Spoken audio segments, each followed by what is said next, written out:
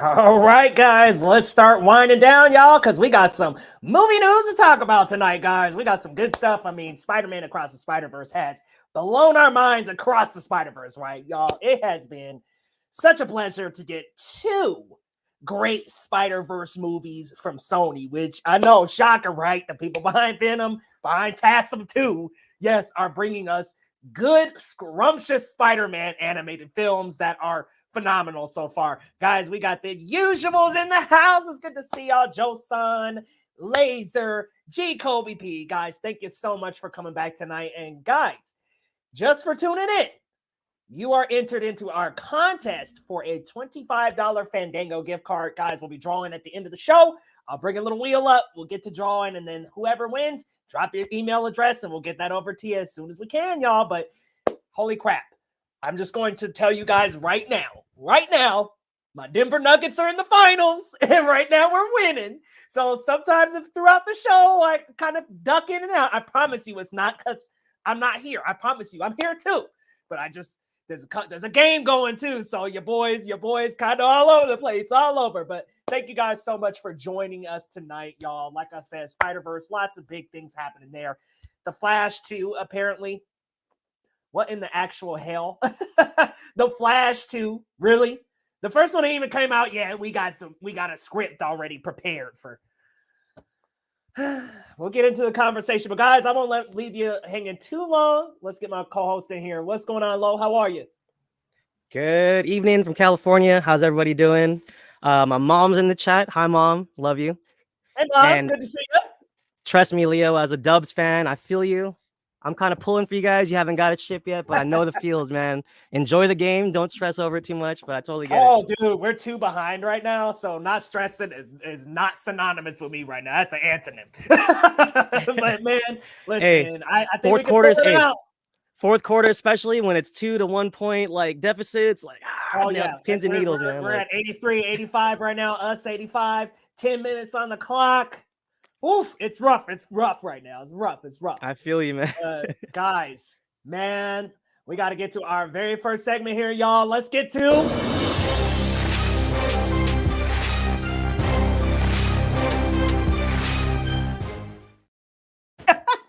Guys, our first segment here, 1 to 10. Rank these upcoming movies 1 to 10. But guess what, guys? We're changing it up this time. We're not going with upcoming movies. We are going through the Spider-Man movies chronological order. I guess release order. We're going in release order by how they were released, giving them 1 to 10. We won't stay too long on them, but 1 to 10 on all of the Spider-Man filmography. There's a lot. So we'll just get started here with our very first one, Spider-Man 2002, the one that started it all. Man, I'm not going to take up too much time on each of these guys because we could have a whole stream on this alone. Let's be real. But Spider-Man 2002, man, I am going with a out of 10. Listen, I'm giving it an 8. It started it all. We wouldn't be where we're at without it. I got to go with the 8. Tobey Maguire, Sam Raimi found something magic with this character to bring it to life on screen. So our first outing for Spider-Man, I'm going with an 8 out of 10. Where are you going, Lo? I'm a little bit more kinder just because of what it represents to the comic book world as a whole. I mean, when this movie came out in 2002, it was the movie event of the summer. It was truly a blockbuster.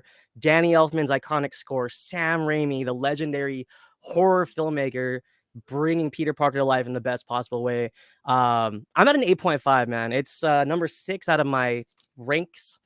Just a little bit behind some of the more modern tales of Spider-Man, but Sam Raimi did a almost perfect job. My only issue is some of the CG didn't age so well, but It you still did kind of you still kind of get what they're going for when you watch it. I don't think it's a hindrance to the experience, but a little bit dated CG, a little bit. Mary Jane hugging onto that Spider-Man mannequin. I was like, oh man, that did not hold up well. But yeah, I get it, man. Listen, I definitely think there are a couple things that do still hold up really well. And I think the fight in the building between Peter and Gabi, that looks good still. But the earlier battle. Willem Dafoe is worth the ticket, man. He's amazing in this film, and he's also amazing 20 years later, which we'll probably get to. So. Yeah. Oh yeah. We'll get to that soon. But everybody's 7 out of 10. Joe Son used to watch it 10 plus times as a child. Same here, man. Same here. Hey, I had a phase. shouts out Macho Man as well. R.I.P. His cameo is awesome. Oh, man. Macho Man Randy Savage. Oh, so He's all sad, like man. steroided out. He's like bursting Man, out of his outfit. Right? His veins just boom, boom, boom, boom, boom, boom. Every single vein is just pumping. I'm like, geez. 8.5 to 9 for J. Kobe. Shout out to 741. Oh my God. Right? Shouts out Hell to yeah, Kobe. band that seems lost in time a little, but we will go on over to Spider-Man 2 with the direct sequel. Raimi came back for easily one of Spidey's. I mean, I could say top 3, top 5 outings. I mean, this Spider-Man 2 established so much for the superhero genre. And not only that, I think Spider-Man 2, one thing it really introduced is these grandiose, big, huge action set pieces. Not that we didn't have it before, but that train sequence absolutely inspired so many more superhero movies after it. And it was something that I think really shattered superhero cinema and broke it open and really changed the formula. Of course, you have Alfred Molina as Doc Ock. He's great. I mean, he just brings such a great villainous, just this kind of like, this guy that you feel bad for. You have some sympathy for, but at the same time, that man, power of the sun in the palm of his hand. That guy was going for it. Is quotable, it's long lasting, and it's one of the best. I'm going 9 out of 10 for Spider-Man 2. I mean, I seriously couldn't think of a single Spider-Man best superhero movies of all time ranking without this movie on it. Where are you going, Lo? Absolutely. Honestly, it's a 10 for me, man. This was like top of my list for a long time. It was my definitive Spider-Man film for a long time. It just kind of like Empire Strikes Back. It did everything the first one did, but so much better. And Sam Raimi expanded the universe by showing James Franco's descent into his own version of Goblin. We get such an epic origin for Octavius, who's played by Alfred Molina, and he's incredible. I thought he was snubbed for a Best Supporting Actor nomination. He's just that good as Doc Ock. Yeah, he's a peak villain for me. And I'm sorry to cut in, man. I'm gonna go 10 as well. What the hell am I doing? Yes, I'm going 10 as well. I mean, geez, it was just that movie, you know. It's so iconic, man. Yeah, it was iconic, man. And also, I love that Raimi dipped into his horror roots, because we get that sequence when the tentacles are going crazy and it's like attacking the nurses and the doctors. It's like a straight up horror film, man. Like, it's pretty awesome. Chop the saw out and put that saw going nuts. I'm like, oh man. Dude, and the shot of the nurse, her nails on the ground, and she's like trying to hold on, and it just scratches the ground. You're like, oh, yep, and it just scratches the floor. You know what though? Also, Defoe's changing into Goblin in the first one, very horror driven as well. I mean, the sharp teeth, getting that crazy, creepy score, him jumping on the damn thing. That, like, Raimi knows how to insert his style into his movies. So, yo, Colby knows what's up. He's shouting out Dashboard Confessional. That song is the jam. 10 out of 10, baby. Let's go. Joe-san with the train scene was peak. Oh, man. Raimi's Spider-Man isn't peak for me. I grew up with it, but the cheesy 2005 just doesn't hold up.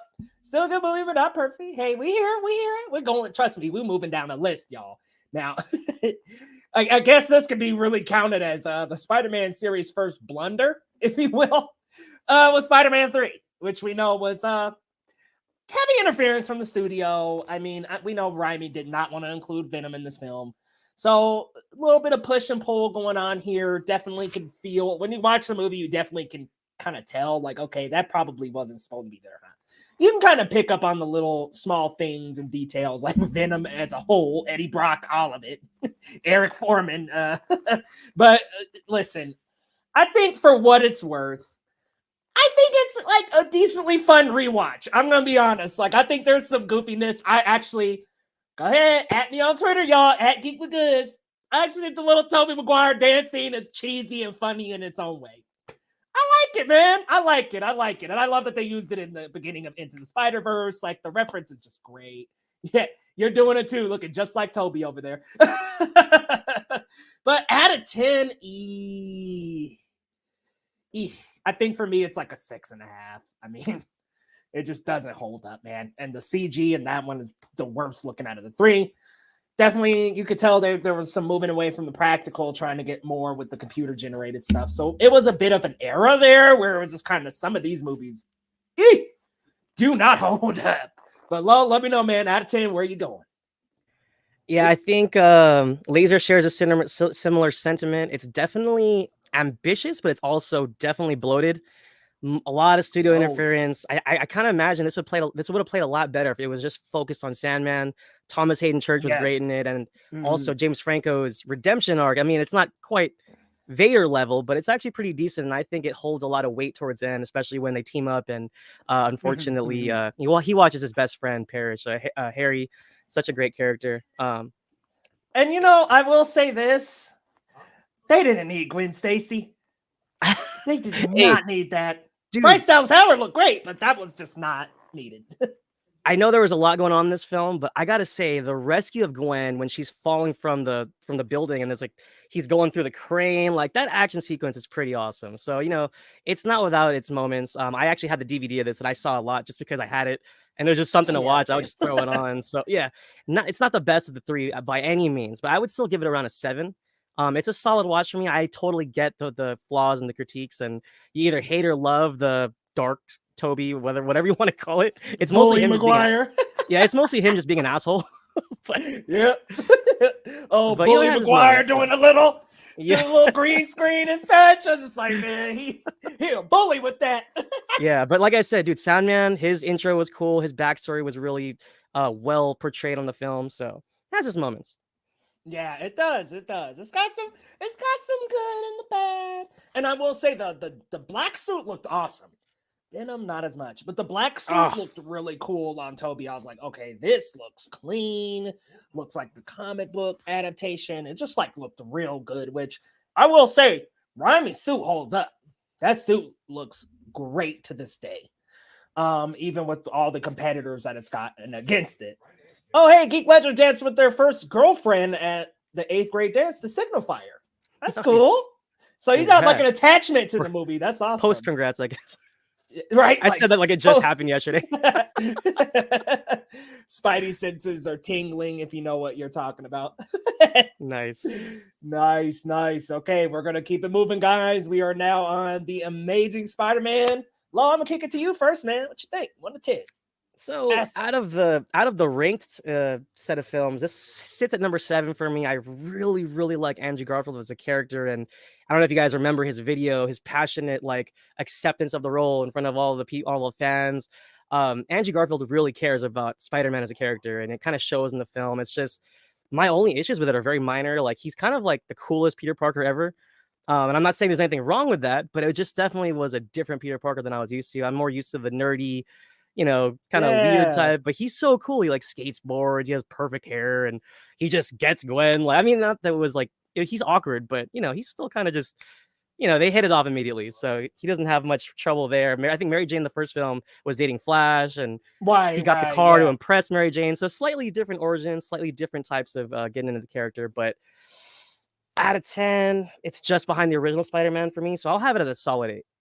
Okay, solid 8 out of 10. Yeah, I'm gonna be real with you. That's kind of what I didn't like about this Peter Parker. I was like, this is like the cool Parker, and that's fine, but that's not Peter Parker. That's not the core and essence of this character. He is that kind of weird, awkward, nerdy, geeky kid. And, Tom is definitely a lot more energetic, feels a lot more like a teenager, but he still has that awkward edge to him. He still kind of has that, like that shy, awkward, kind of scared boy type edge. So I love that in the interpretations of Peter Parker in both Toby and in Tom. I think they both had good interpretations of that character.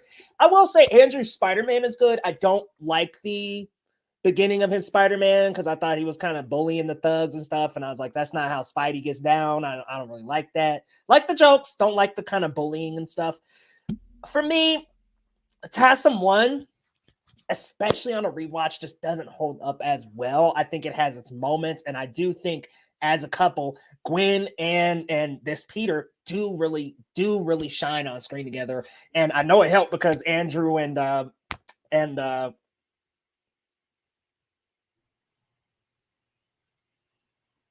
Emma Stone? yeah, why did I blank her name out? No, you're good. Andrew I was like, Garfield and wait, Emma Stone. I was like, Andrew and Emma were dating at the time, so it definitely helped with the two of their chemistry on screen. But you could definitely tell. Like I was like, oh yeah, these two, they into each other. So It it was definitely electric. helped. And I really liked the back-to-back fight scene between Lizard and right behind Stan Lee. That was awesome. Great cameo. One of his best.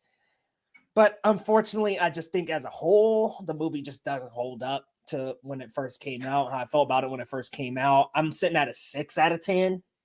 Yeah, I was definitely broken, bro. I was like, I don't know what was going on there. But yeah, 6 out of 10 for me. 6 out of 10. I do think Lizard does not look good.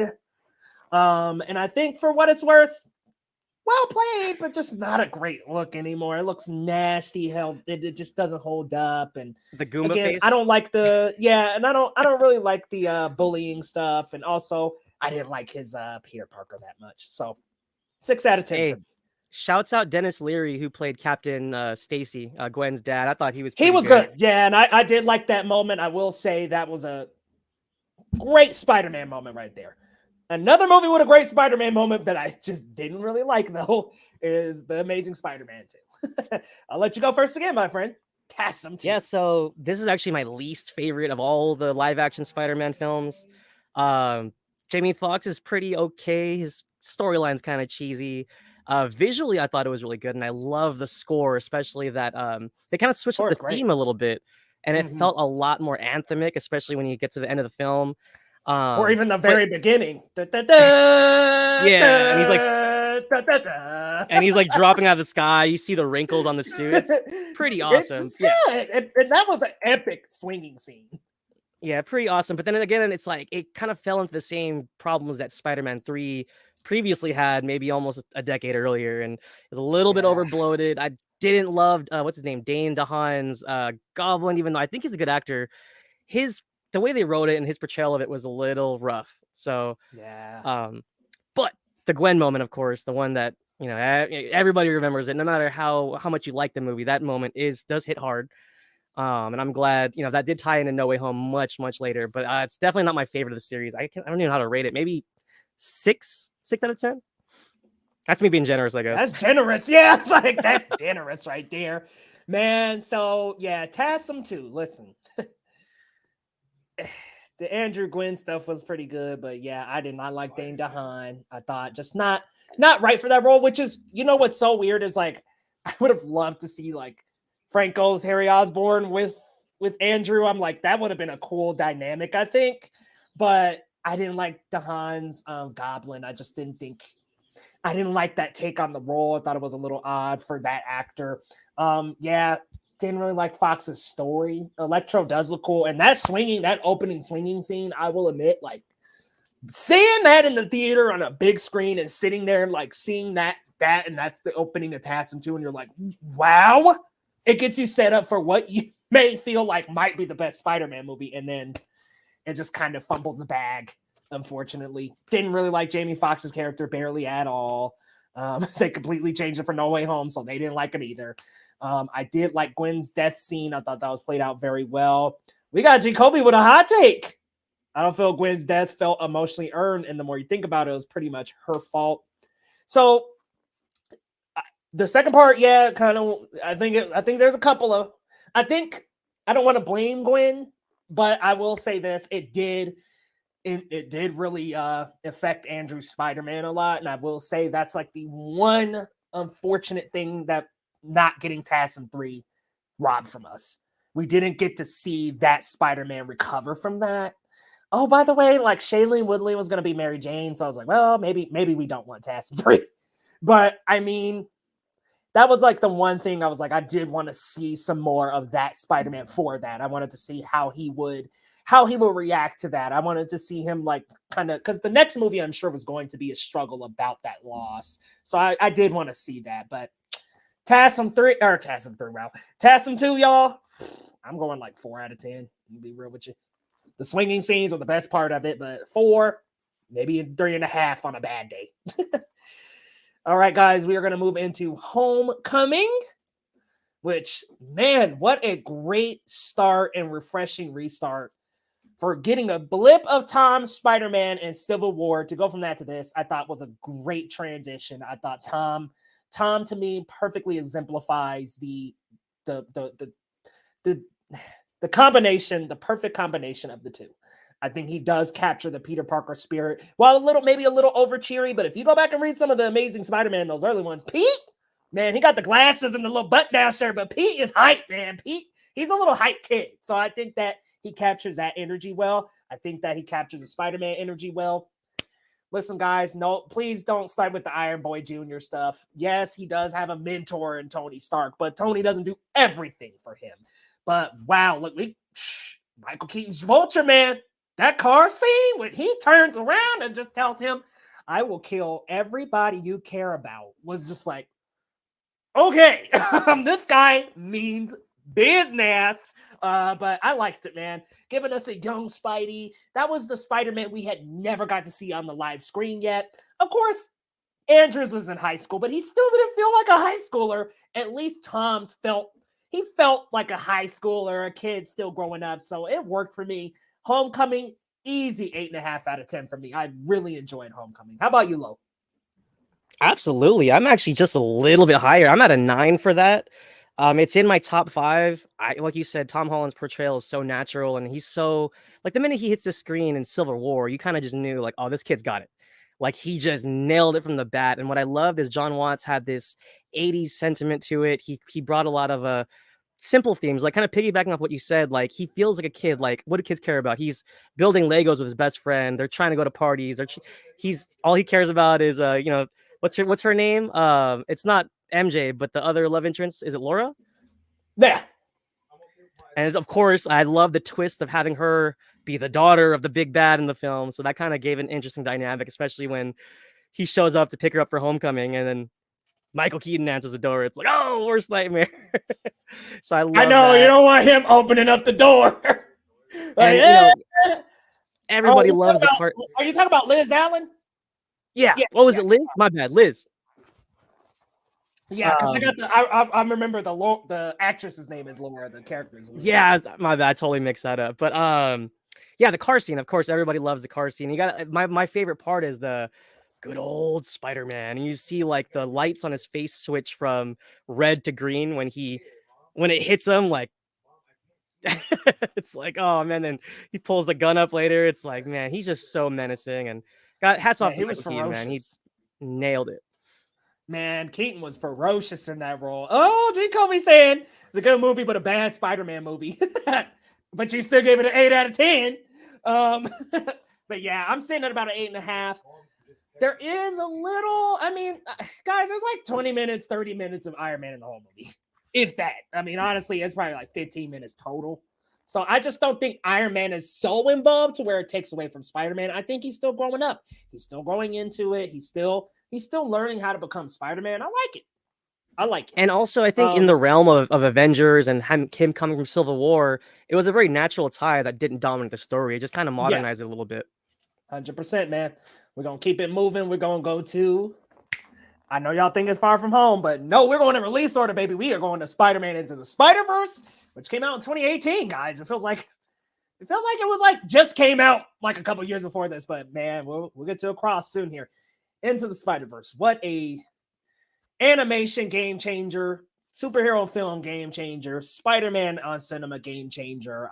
Just to bring Miles Morales onto the big screen, phenomenal decision. Bring these other Spider-Men with them, these Spider people with them, and now you have a franchise that is beyond visually colorful. That's an understatement, but it's a wonderful franchise, shaping up to be a wonderful franchise. 10 out of 10. There's nothing lower that I could say. 100 out of 10. Hell. Where are you going, Lo? Yo, surprise, surprise. This might be my first real hot take of the night. After 2 watches of Across the Spider-Verse, Into is still my top Spider-Man. Oh, that wasn't a surprise for me. Okay, for sure. I wasn't sure if that was. I still don't remember. I told you, I messaged you after. I was like, it's my favorite, but take it with a grain of salt. Because I was like, I don't think it'll be yours, but. Yeah, no, and Into, it's like every rewatch, it got better and better for me. And I just love his relationships in the film, whether it was Uncle Aaron or with his dad, him taking his dad, dropping him off in a squad car. Like, that's like the most embarrassing thing ever. And he's like, got the microphone on, like, say it back. I love you, Dad. Love you. You love that. And of course, the animation was just levels above anything we've seen. It was just truly unique. And both films share that. It's just, I still think the first one just hit it just a little bit better. Yeah, I think where Across the Spider-Verse, I think Across the Spider-Verse and Beyond the Spider-Verse in tandem are going to be the best, in my opinion. But I think Into just captures that origin story. You know, that the origin, not to mention it's our first time in this world. There's a little bit of magic that is lost in the second one, of course, because it's the second. But I just, man, that second one just did everything right in a Spidey movie for me. Everything right. But yeah, Into is really good. Of course, Brian Tyree Henry's great as the father. The mother's fantastic. Rio's fantastic. Jefferson, the Uncle Aaron, he's amazing. I love that scene that, like, okay, it's like you lost Uncle Ben, he lost Uncle Aaron. So I love the connection there as well. But yeah, man, I really love this movie. I mean, there's nothing bad to say about ITSV. It's amazing. Now we're coming on over to Far From Home, which a lot of people don't really like this one. But okay, I got a hot take. I actually really like Far From Home, actually more than I do Homecoming. But listen, man, Jake Gyllenhaal just stole the show as Mysterio for me. I like the field trip vibe. I really liked Holland in this movie. I mean, there's just so much about it. You got these like pseudo kind of Sandman, Waterman. You got all these kind of pseudo giant monsters going on. But I liked it, man. I really, really enjoyed the Mirage scene where he leads them to the building and all those illusions start happening. Phenomenal. Like, this is just like they did with Vulture. They made Mysterio not some big goof out of a comic book. They made him like a serious villain. And honestly, Mysterio won. So I was just like, okay, listen, man. And you got Jameson at the freaking post-credit. Look, man, I'm going with a 9 out of 10. Yep. At me on Twitter. 9 out of 10 for Far From Home. Lo, where you going, man? I know you lower on this one, so let me know. Yeah, I mean, don't hear what I'm not saying, y'all. I don't hate the film, but I didn't love it. I don't know what it was. I just didn't connect with this one. I really liked Zendaya and Tom Holland's chemistry in this one. I thought that was the best parts of the film. But as much as cool as Jake Gyllenhaal was, I didn't care for the Skrulls twist, kind of like sweeping the rug out from under us, that it wasn't really Nick Fury the whole time, because I kind of felt like that was part of the emotional weight of the story, and it felt cheapened by knowing it wasn't really him and he was up in space somewhere. So I thought that was kind of weird to have him play such a prominent role in the film, but not to have him not be Samuel Jackson for real. So that was kind of odd for me. But Jake Gyllenhaal is great, minus that. And yeah, I didn't care for the field trip thing. It felt very episodic.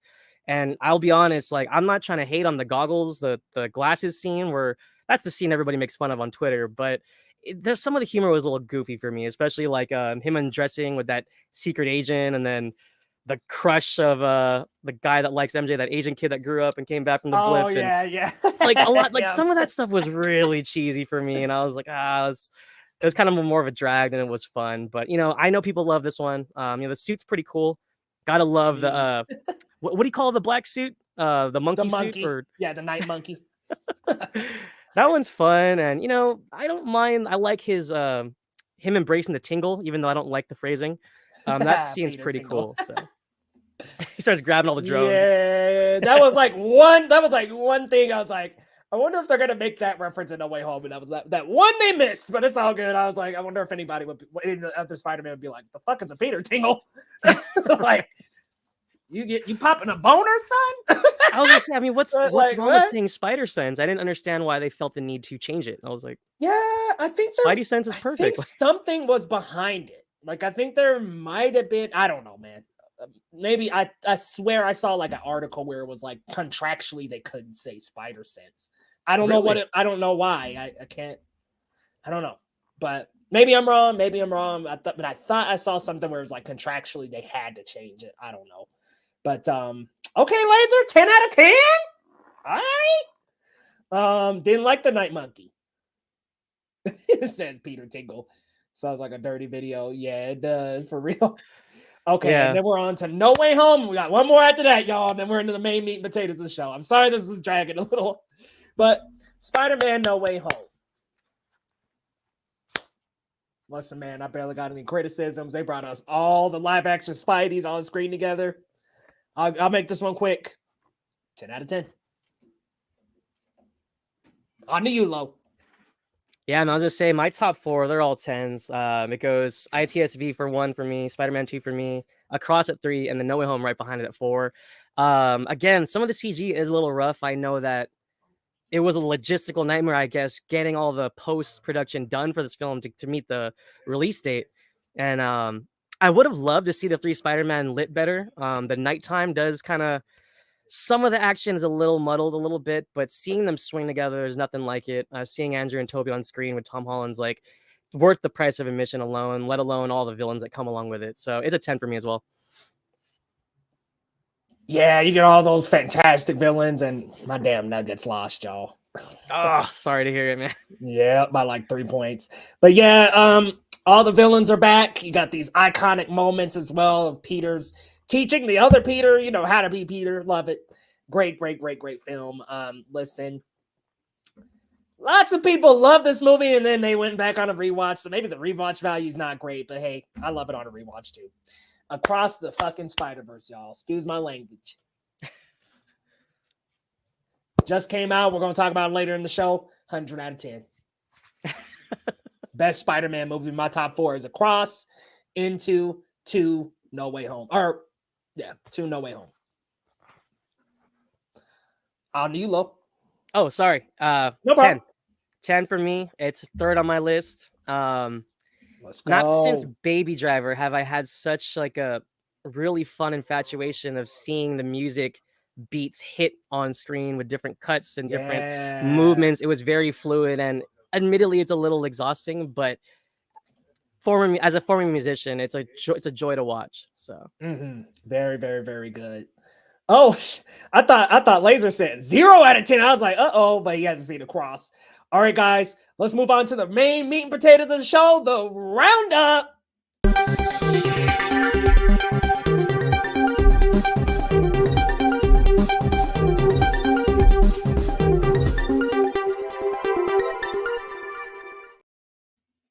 All right, Lo, take it away, man. Oh, you're actually muted. Transitioning from our 1 to 10 on all the Spidey films, I'm proud to announce Across the Spider-Verse kicks off the summer with a solid $120 million opening haul. Just for reference, that tracks with Super Mario Brothers, which is at this point the top grossing film of the year, but it was pretty close. I think Super Mario was at 125, just a little bit above it. That movie got to $1 billion. I could totally see Across the Spider-Verse gaining that same traction throughout the summer. This movie is just incredible. It's a visual feast for the eyes. And and I had a really good time. Just saw it twice. Saw it in Dolby and IMAX. Little bit of audio issues with my IMAX screening, but I think it really depends on your local theater. Leo, obviously, we're both overjoyed with the film, but are you surprised with its box office numbers? Not at all. Listen, I think to me, this kind of feels like a great kickoff to summer movies. This and Guardians of the Galaxy. What a great kickoff we've had. Even Little Mermaid was delightful. We've just had a couple of weeks here where it's just been delightful as hell, with Guardians being awesome. Then you had Little Mermaid. I wouldn't say it was great, but it was a joy. And then you have this that is just an absolute masterpiece. Something completely show-stopping in terms of its style of animated cinema. Phenomenal. I mean, you're like, can they do as good as the first one? I don't know. There's always that thought in the back of your head of if they can really do better than the first one, or if they can even do as good as the first one. And I think we can all agree it's at least on level with the first one. Now, some say it's better, some say it's not, but it's at least on the level of Into the Spider-Verse, and a very worthwhile sequel to the film.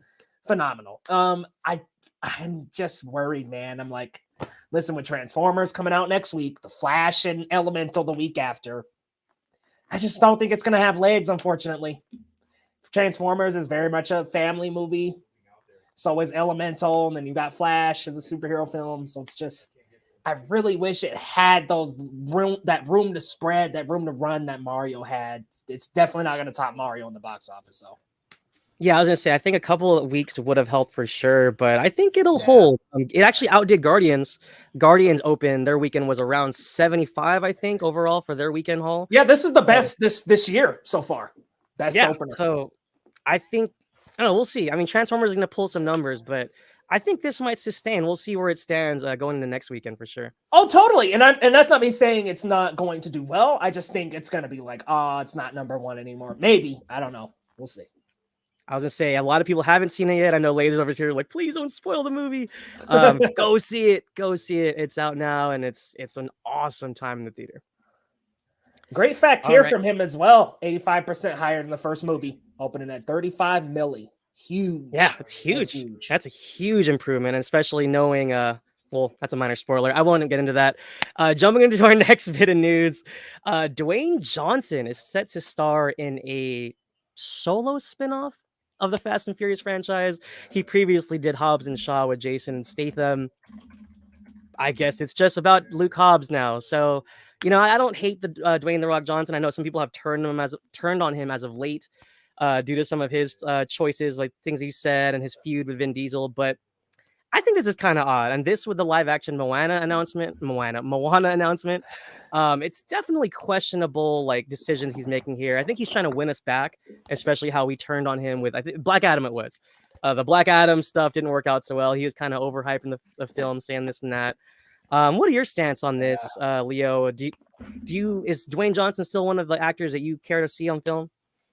Yeah, absolutely. Listen, I do like his charisma. I actually do like the character Luke Hobbs a lot.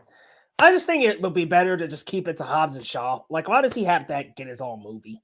I think that's a little bummy. Just keep it to Hobbs and Shaw. Have it be Hobbs and Shaw. I don't think it necessarily needs to be just Hobbs. Like, just make it Hobbs and Shaw. Like, we don't need so many more spin-offs, man.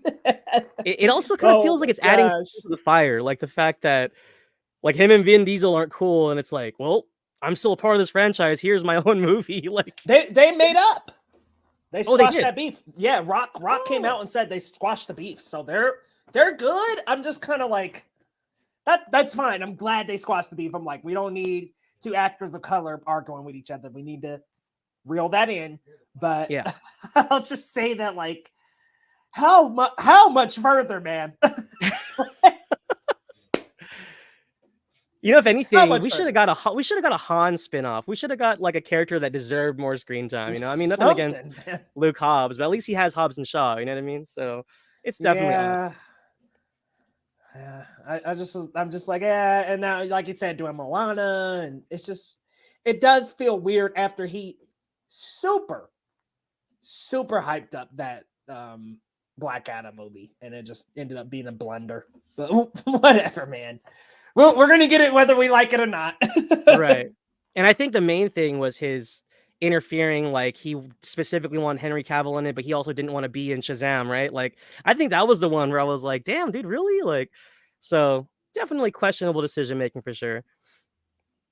Questionable for sure. Yeah, we'll see how that does. That's going to be coming up at some time in the near future. Coming more recently is Christopher Nolan's Oppenheimer, which has been given an R rating from the MPPA, the first since Insomnia for Christopher Nolan. I'm a huge fan of his work. I love Memento, which was also R-rated, but I don't think this is going to affect this film at all. I think people that are invested in are going to see it, but it might hurt the numbers a little bit, like kind of limiting your audience. Do you think this will affect its box office at all, Leo? A little bit, yeah. I think it makes it, when you make it rated R, it's like slightly less accessible. So unfortunately, I do think that it's going to hurt it a little. I think it's going to hurt it just a little bit, just because you possibly could have gotten that like curious teenager audience. And I think Barbie's PG-13 and you're on the same weekend.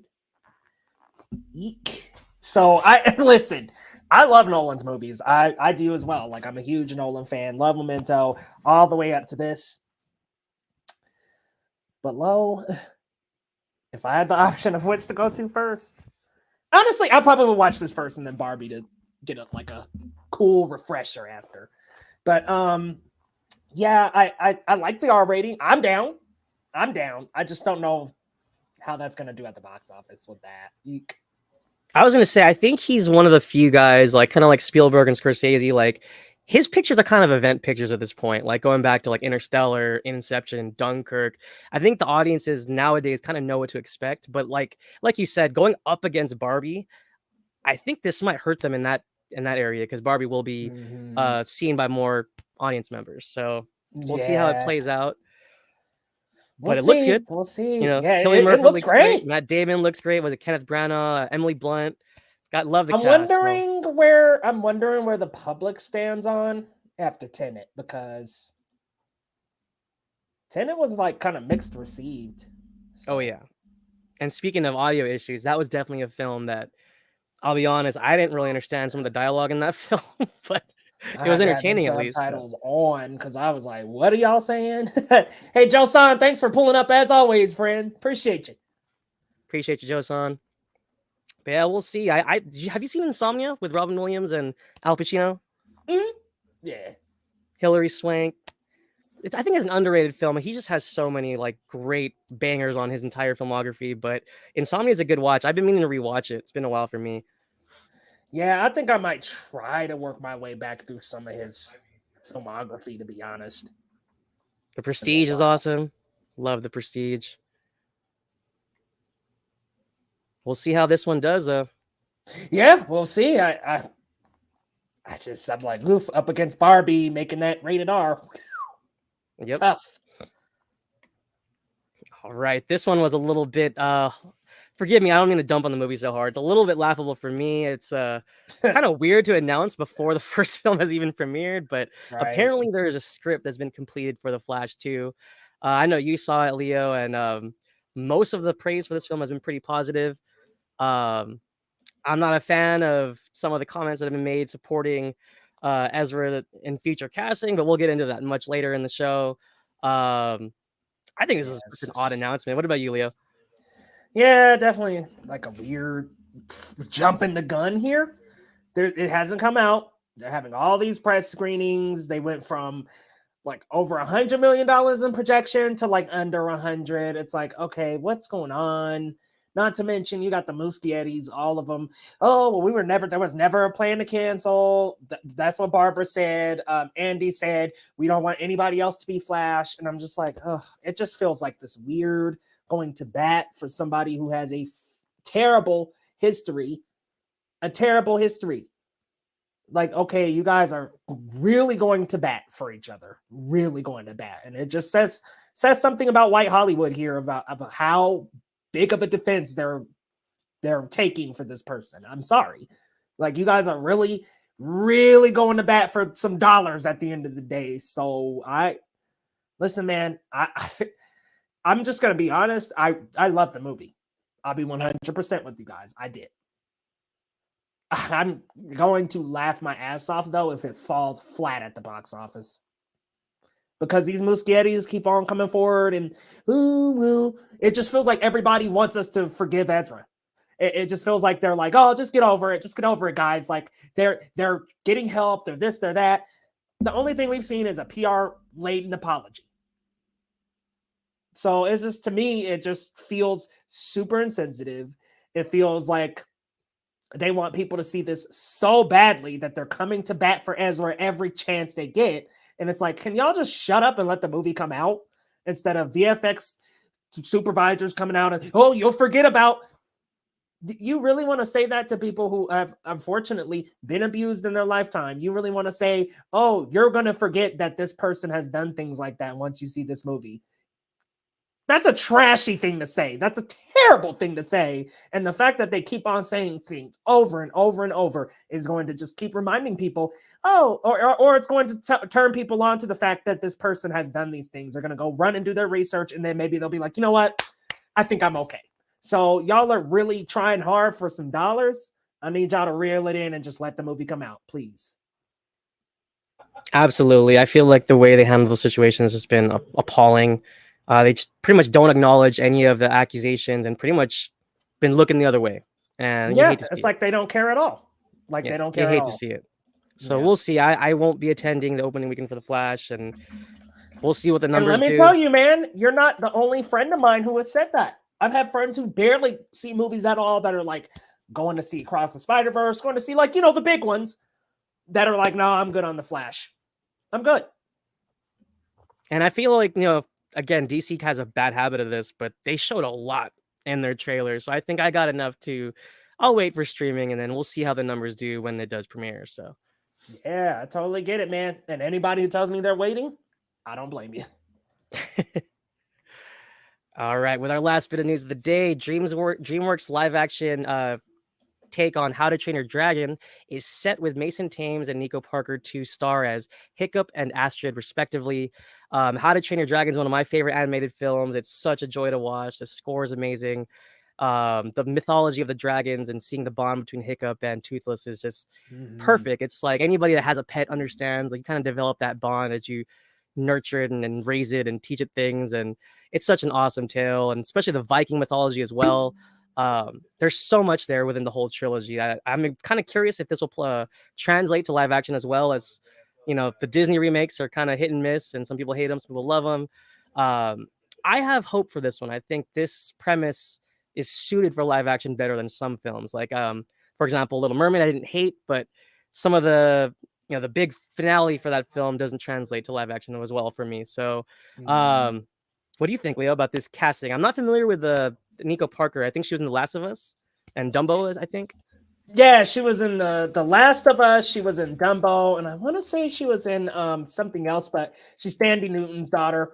Also, her father is like a producer, I think. Oh, Parker. Dude, I didn't know that. I totally see the resemblance, though. She's a yeah, fitting image for young Thandie, for sure. Yeah, I remember when I saw her in Dumbo, I was like, why does that little girl look so familiar? I had to go look it up after that. I was like, oh, that's Thandie Newton's daughter. But yeah, she just looked so familiar while I was watching. I was like, I swear I haven't seen this, but I have. So yeah, just a cool coincidence there. And yeah, the young man, Mason Thames, great in what was that little horror movie? Black Phone. He was great. The Black Phone. Scott Derrickson's horror film with Ethan Hawke. Yeah. Yeah, he was good in that, I thought. So I'm down. I will agree with our friend Larry, Chili Boy Productions. I'll agree. We got to see Toothless. Like that's kind of the establishing that will establish how excited I'm going to be for the movie. I really love the How to Train Your Dragon franchise. I love it. I will say this though, Lo. I think I have a couple of things to say here. I think Shrek 1 and Shrek 2 are above the How to Train Your Dragon franchise, but everything else is below the How to Train Your Dragon franchise. How to Train Your Dragon beats as a whole as a franchise is better than Shrek as a whole, in my opinion. I think it's got hitters. I think 1, 2, and 3 are hits, man. But can't say the same for Shrek. Sorry, because at the 2, I'm like, the second How to Train Your Dragon's so good. I think that's Jaimon Housso is the villain in that, right? As the big bad dragon trainer. I forgot his name in the movie. Yeah, man. I gotta go back and watch those. It's been a while. Yeah, and Hidden World was awesome too. I liked the way it kind of tied things up towards the end of that as well. Hidden World was really, really good. I was just looking up old Parker real quick. He did Mamma Mia. Here we go again. He was director of that. But yeah, that's Nico Parker's father. But yeah, honestly, man, let's see if it goes well. Hopefully the Toothless design is cool. I'm cool with the cast, though. That's a great casting. Remember people were saying Jack Dylan Grazer was going to be Hiccup, and I wouldn't have minded that, but I think somebody younger works because you can grow the franchise out. Remind me, where's that guy from? Jack Dylan Grazer? Yeah. He was in the Shazam movies, Freddy. Oh, okay. He was also in what was that damn Pixar movie that came out last year? Not Turning Red. The year right before with the two little boys. No. Why am I forgetting that movie? Luca. Oh, okay. Yeah. He was also the older kid in Luca. Ah, okay. Actually, I mean, I'm not gonna lie. I don't hate Luca. Luca's kind of fun, but definitely kind of came and went. Well. Didn't it? Oh my god, it kind of disappeared. Lasers hitting us out, Luca. Alberto is the kid in the. It's been a long day. I know, right? And it's been just kind of like it's like that movie just kind of like you said came and went. It never came to theaters. It just kind of had its moment and then it just disappeared. But yeah, good news. Yeah, we'll see. I can't wait to see a trailer. I think that'll tell a lot, and at least there's some consistency with the director. I think it's the same director that brought the animated films to life is getting behind the camera for this one. So there should be some consistency at least with the storytelling and how it's framed. So fingers crossed. hopefully it nails a good cinematographer and all that. So we'll see. We got our boy novice cinephile Mike in the house. What up, Mike? What up, Mike? Luca is amazing, severely underrated, man. That last 20 minutes had your boy sobbing. Y'all, that last 20 minutes of Luca had me just like, I love my best friend. Oh man, that was a rough one. But guys, we're gonna head on over to our next segment.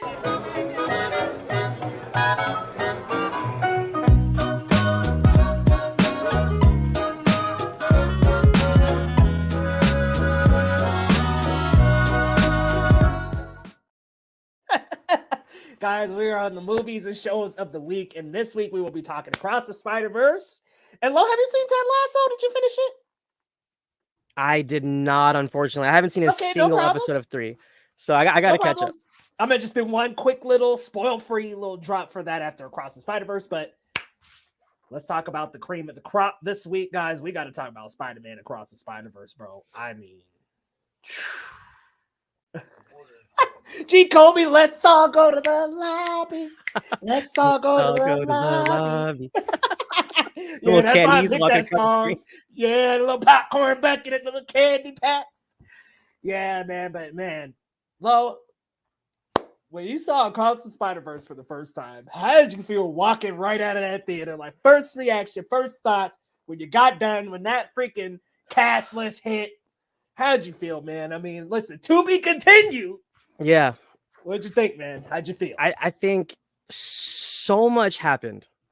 And it's admittedly a little overwhelming. I think for some it might be a little overwhelming, but it's just in terms of its visual, I think goals, I think it just elevated the genre in a manner that I just never thought possible. I think in terms of comic book framing and in terms of just storytelling, the intro was like a movie in itself. This film feels like 3 different movies at some point where it kind of separates itself, but in a good way, where you're just getting condensed origins and tales told just next to each other within the grand scope of this entire film, and it actually surprisingly works well. It's just there's so much going on, it's so busy, but it also still grounds itself with like the family ties. I can relate to being in like a counselor meeting with your parents, trying to figure out where you're going to college. You don't really know. Some kids don't take a year off. They don't know what school they want to go to, and I think that discussion was very relatable for people. I didn't always have the best grades, so I didn't always have the UC, the privileged Princeton, Ivy League stuff. But it's nice to see that for Miles as a character, and all the character growth for all these characters, and even the new characters they bring in. It's just so rewarding. It's so rich, and like I said earlier, it's a musical ballet of just action comic book mania. There's so many surprises. I don't want to spoil anything. There's some really, really cool surprises that I want to talk about, but we'll save it for a spoiler show at some point, I guess, right? Peak Fiction. Yes, novice cinephile. It's phenomenal, baby. Metro Boomin, first and foremost. I just want to start with the music. Metro Boomin killed it. Fantastic. Only thing I'm going to say, hear me out, guys. Hear me out. None of the tracks top Sunflower. That's the only issue. Is I love a lot of the tracks on this. Hummingbird, amazing. Like, there are some great drops. What's going on, Andrew H? Good to see you, friend. Thanks for dropping in, man. You're entered into the contest. But guys, let's talk real quick about this. There's not one song that I was just like, ooh, that's the Sunflower. It's like, I guess Hummingbird is the one. But it's just not quite Sunflower, but still a great soundtrack altogether, I think. I would say Sunflower is still the best Spider-Verse song, but this is definitely the better soundtrack overall, I would say. There's some hitters on that first one, but I just think this one flows together a little bit stronger and better as a soundtrack. Holy smokes, the visuals. I mean... From the watercolor in Spider-Gwen's world to the Mumbattan over in Spider-Man India. We're not getting too big into spoilers, but there is just so many phenomenal visuals in this film. Like, it is a visual feast, visual story told to the point where this is going to be presented in animation classrooms across the country. I already know this is going to be one of those staple animated movies. We're talking the Lion King level. We're talking like Beauty and the Beast. Pinocchio, Toy Story. We're talking that is how big of a staple in animation that this is. Like it literally it opens up the genre in ways we never would have thought. Spider-Punk, bro. Spider-Punk. Oh my God. Hobie Brown was an MVP character in this film. Not to mention, I mean, Spider-Man 2099, the other new Spideys are great, but I just want to start with Hobie Brown. He was awesome. Had this just like this anti-capitalist personality. He was so good. His style, his art style was so well done. It took 2 years alone on him, and I see why.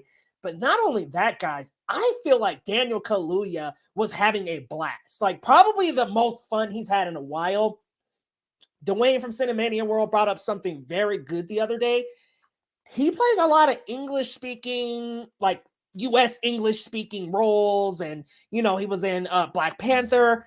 I feel like he hasn't gotten to be like his British self. And he got to be that. This anti-establishment, anti-political, like anarchist, punk rock and Spider-Man. He was freaking amazing. And I thought he was such a cool new part of the team. Spider-Man India. There's a great money shot in the film.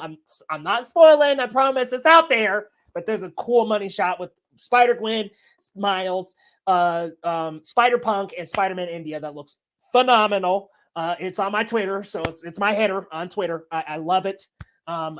This movie was so good in so many ways. Spider-Man 2099, fantastic. Oscar Isaac really brought a lot to that role. And I love how there's this anti-heroism going on. You know, there's this push and pull going on here. And what Spider-Verse captures the best is the Spider-Man conflict. It's always personal life, family, who you are versus being the hero versus putting on the mask. We get it presented here in such a grandiose way. It's phenomenal, guys. Like, I love Spider-Verse. I think it's colorful. I think, to be honest with you, Lo, I think these two movies have done a way better job of explaining a multiverse than MCU, DCU, anybody else who's tried. Everything Everywhere All at Once is great as well. But I'm just saying in terms of the superhero genre, like these big superhero Marvel, DC, this is like the greatest explanation and the greatest use of the multiverse in these movies. It's phenomenal. I think that it makes things easy and digestible to understand, especially if you've watched the first one, obviously. I would recommend watching the first one first. Some people at my screening showed up and hadn't watched the first one, so I was like, okay, all you, but I recommend watching the first one. But guys, believe the hype. It's real.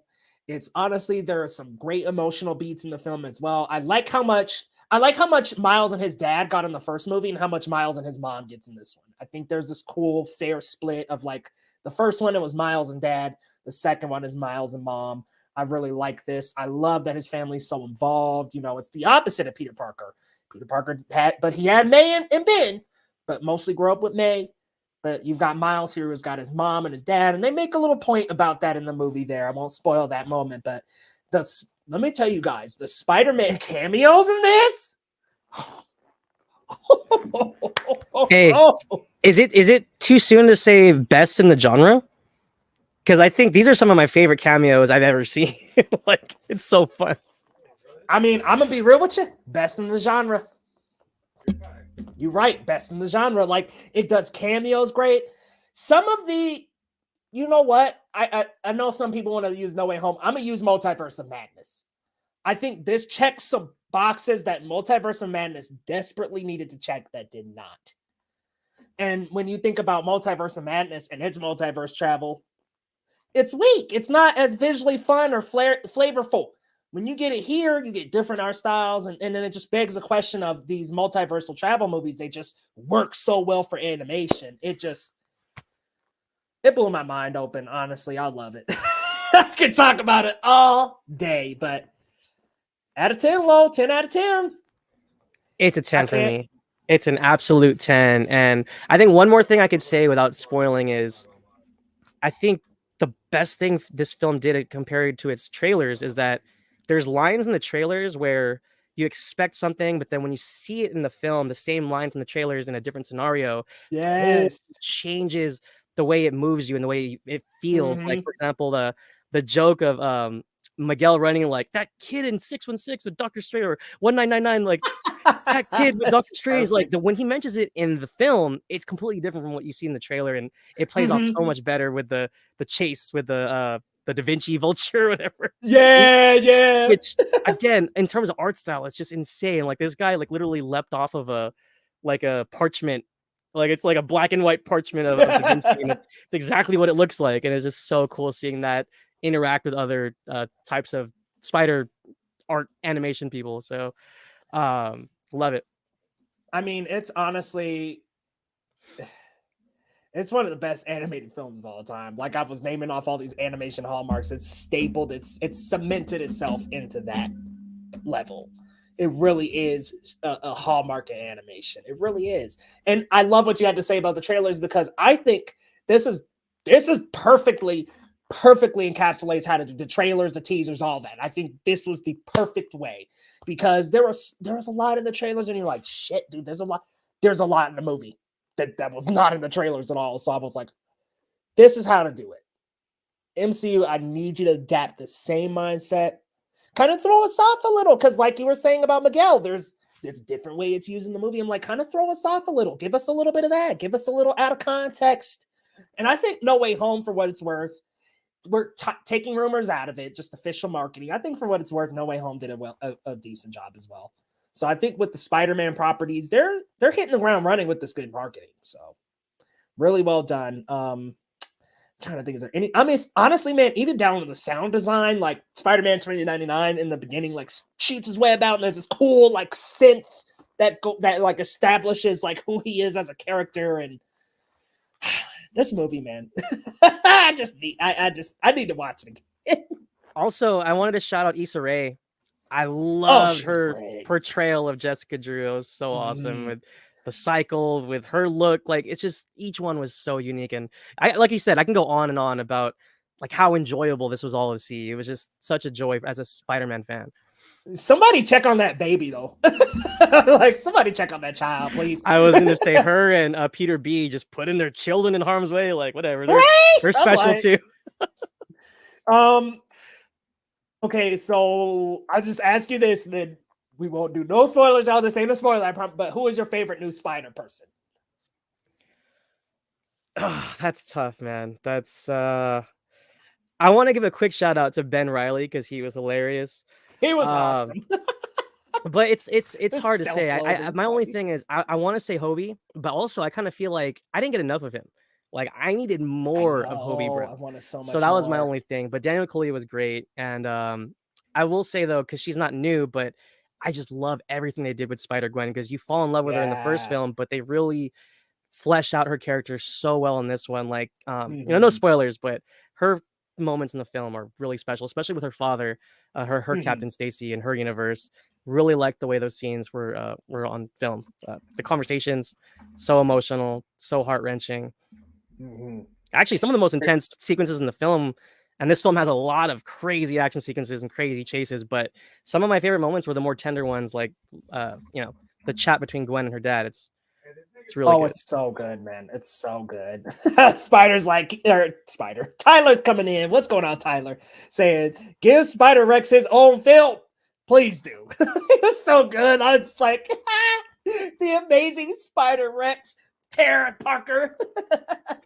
Yeah, and honestly, I mean, I don't want to go into the spoilers too much, but there's something for everyone, I think. Like any Spider-Man you can think of. It's just insane how they made it work. Yeah, guys, there's a lot of cameos in this, but it just seamlessly works with this Spider-Verse that we've got. It just, with the multiverse of madness, it was just kind of like, oh, here's everybody, and you're like, in MOM, as opposed to like here, where it just feels so natural, like the way they set it up, the writing, everything, it just flows in so naturally. Beautiful script, by the way. The moments between, the tender moments between Miles and his mom were A1. By the way, Rio Morales. Miss Morales. Like, wow. They know what they're doing with that drawing. No, exactly. And I mean, it's kind of in the same vein as Aunt May and MCU, you know, but they're just such likable women, you know. Marissa Tomei, and also, you know, of course, May, what's going on? Oh man, it's such likable characters in this, man. And even the Spot, great villain. I think this is actually a really good villain for what they're doing with the story. I think he fits perfectly into what they're trying to capture. So great. Cool seeing Peter B. Parker again, his little robe. I love how he got the sweatpants, the first one, the robe, and somebody was like, "Oh, I don't like how lazy they made Spider-Man." I was like, "I love it." And then he's what's funny, what tops it off is like with the robe, he has the baby carrier. Yeah, right. He's got the little and he's like carrying her around like so good, man. So good. Oh man, but yes, absolute 10 out of 10. Spider-Verse it's gonna be on repeat, just like Into. It's just gonna be like we're just gonna be watching them before Beyond comes out, which comes out in March 2024, guys. So we don't have much longer for that one. I'm glad the wait isn't too long. And we did talk about the box office earlier in the show, but I think for me, what's going to keep this film going through the summer is the rewatchability, because I might see this 2 or 3 more times, man. It's just that good. So yes. I mean, you're right about that. And Laser was pointing out so kindly earlier that the projections for Transformers is not that high. I think that we were going to talk about it in the show, but it was a story that was a little dated. But 10 days ago, they already dropped reactions for Transformers. People are calling it like 10 out of 10. But I'm like, okay. Let's be real. The 2 Wahlberg movies just did a lot of damage to this franchise. Like, honestly. Bumblebee was really good. Did you check out Bumblebee yet? I loved Bumblebee, but dude, last night, I couldn't get through it. I mean, I like Anthony Hopkins, but I don't remember anything about the last night. And Age of Extinction was okay, but it was definitely not up to par with Michael Bay's previous 3 films. Even Dark of the Moon, which I didn't love, but Dark of the Moon was way better than Age of Extinction. And it was rough. I mean, I'm kind of with you. I almost felt like the last 3 Bay films were just a mess in the Transformers franchise. So I just think there's a lot of damage that's been done. But we'll wait and see. You're right, man. I think the rewatch value could carry it. Let me ask you, do you think Across the Spider-Verse will be number 1 next weekend? I'm calling my shot. I think it's going to sustain. I will help boost the numbers, admittedly. I'm biased. I mean, I love it that much. Same. I'm so biased. Like, I had such a great time, so I'm gonna go again. I'm calling it. I think it's gonna take it next week. I think Transformers will be number 2. Across will be at least number 1 for another week. Rodney Dollar saying Elemental and Flash might do bad once they come out the same weekend. Eesh. Yeah, can I be honest, Lo? I'm a be hysterical if the Flash just like bombs. I'm sorry. I'm sorry. I think it's going to be hilarious. I wouldn't be so surprised just because of how everything else has been trending with Fury of the Gods, Black Adam. I just feel like some audience members just linking this film with that as well. So they sent me an email. Max sent me an email talking about watch Shazam Fury of the Gods. I'm like, y'all are just desperate to get people to watch. Desperate. All right, guys, let's go to our WTF moment of the week. Currently working on a graphic for that one, but it'll probably be something like a what the beep moment of the week. We'll get that one going. But guys, let's talk about this because it's definitely a huge WTF and like a weird. I have one more for us too, Lo. So we'll do this one, then we'll go into our next one. But this one is just kind of absurd. So Andy Muschietti says they will not recast Ezra Miller for a potential sequel to The Flash. I don't think there's anyone that can play the character as well as they did. It's like I was saying earlier, I kind of said my part in this. They're just basically telling people, get over it, it'll be fine, da-da-da-da-da. And like I said, come on. People have been hurt. And I'm kind of like, okay, the VFX supervisor that came out, Andy Muschietti, all these people, how about you say that right in the face of people that Ezra has hurt and harmed?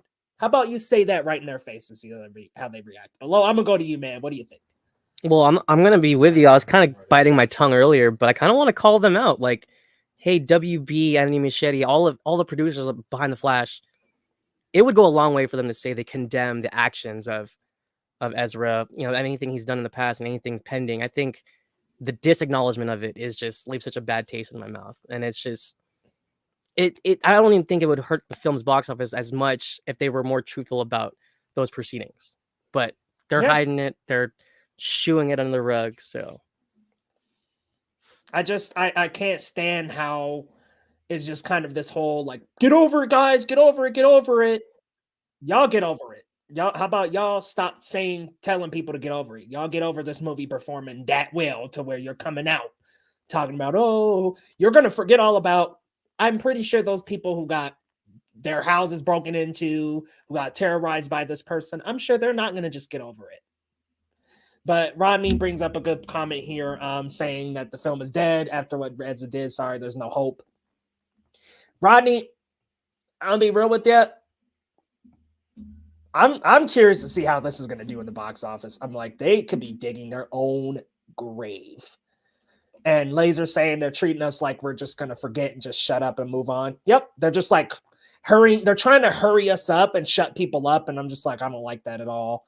And see, Mike's not even covering it. Lowe's not going to cover. Mike's not going to cover. And you aren't the only two I know who are not going to cover. And I don't blame you. It is what it is. I'm curious to see. I want to see how that box office looks because I'm like, probably not great. I'm all for someone. Oh no. Sorry, I'm having some computer blunders like crazy. G. Colby saying, I'm all for someone who's willing to get their act together and trying to change their act to become, but I don't think telling people to get over it is the best way to go. 100%. If they literally came out and said, hey guys, Ezra is actively getting help right now. We completely understand, how you guys feel about this film. We still encourage you to see it. However, we completely understand if you feel a certain way, and we want to continue to acknowledge this. They're not. They're just nobody. Not a single soul has been like, you know what? We get it. No empathy, nothing. It's just, guys, get over it, and it's tired. I would say, yeah, me and Mike were chatting about it on Twitter, man, and we just share the same sentiment. It's maddening, really. Like, yeah. Jacoby saying positive word of mouth, but probably gonna plop. Yeah, we'll have to wait and see. I have one more little video to show you, Lo, and everybody else. Shameik Moore keep on shooting his shot at Hailee Steinfeld. And I'm gonna need my man to stop because it's getting cringy now. But let's just take a look here. Got it up on TikTok. We'll just have a quick look at the video. Shameik Moore shooting his shot with Hailee Steinfeld for 30 seconds. It's easier to be Miles flirting with Gwen when I'm looking at Hailee. When you're looking at her, right? I was very happy to work with Hailee. Yeah. I gotta do this movie. I'm gonna watch Paper Moon just so I can, just so I can be closer to Hailee. It's easier looking at Hailee being Miles trying to get to Gwen. You know what I mean? Dude, she's over it. Shameik, it's time to let it go. At least he's consistent. He's stuck to the script. Whether or not she's accepting the advances, but she at that last one, she was just like, she's like, bro, yeah, G. Colby, she's dating Josh Allen. It's the rumor she's dating QB Josh Allen, Bills QB, which I'm like, that's a weird matchup. But Aaron Rodgers dated Shailene Woodley, so I'll say these star quarterbacks, man, they have the pick of the litter. I think they get paid hundreds of millions of dollars. Yeah, if you're high profile, you're probably gonna date somebody else who's high profile. There you go. But yeah, people on film Twitter were a little upset about that Josh Allen. I was gonna say, I think Hailee stands especially will be very protective of their princess or whatever they want to call her. So hopefully it's not Mama. Poor Elizabeth Olsen, man. These people at these damn cons telling her to say mom and stuff, call them their child, and it's so weird. It's getting weird, but down. Mike said down bad. Yeah, amen to that. Well, guys, for our 25th stream, we're closing out here, but we just wanted to do a quick little giveaway, guys, and just give one lucky viewer of the stream tonight a chance at Fandango, $25 gift card. Your next movie will be on us because let's be real, movies are $20 these days. But guys, I got a wheel of names here. We're gonna go ahead and spin the wheel. And I've got everybody here: the Laser, Joe Sun, Novice Cinephile, G. Kobe, Rodney Dollar, the Geek Ledger, Tyler Calvert. Thank you guys all so much for joining us tonight. And come on back sometime, y'all. We'll have more of these contests, but let's go ahead and click the wheel to spin.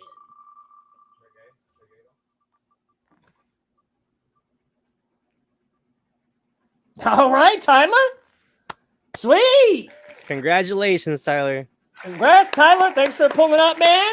I'll message you for your email. We'll get that over to you as soon as we can, friend. But thank you so much for tuning in, guys. And we just want. And it's always awesome to see him in the chat. He always has lively, fun comments. Keep us engaged. Keep it coming, Tyler. Keep it coming. But guys, thank you so much for coming out tonight. Lo, let the people know what's going on in your world, my friend. Guys can follow me on Twitter or Letterboxd at Marcellus Durden. I'm a proud reviewer, editor, critic for The Cinema Spot. I just published my review for The Little Mermaid. You can find it there at thecinemaspot.com. Still figuring out who's doing Across the Spider-Verse, but I might do a piece on it, just kind of touching on the themes of the film. Maybe not like a standard review. We'll see. There's so much to unravel with that film, but check us out, The Cinema Spot, on all socials. And of course, thecinemaspot.com. Thecinemaspot.com, guys. Be sure to check them out. And Tyler's taking Hailee Steinfeld out on a date with that gift card. Perfect.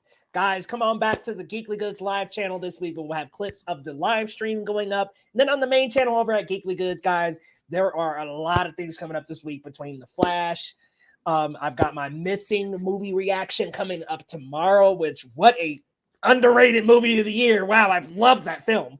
And then also got more content along the way, guys. So definitely be sure to check out the main channel and come on back here next time, same place, guys. We'll be back next week, and we'll see you guys next time on Geekly Goods, baby. Peace.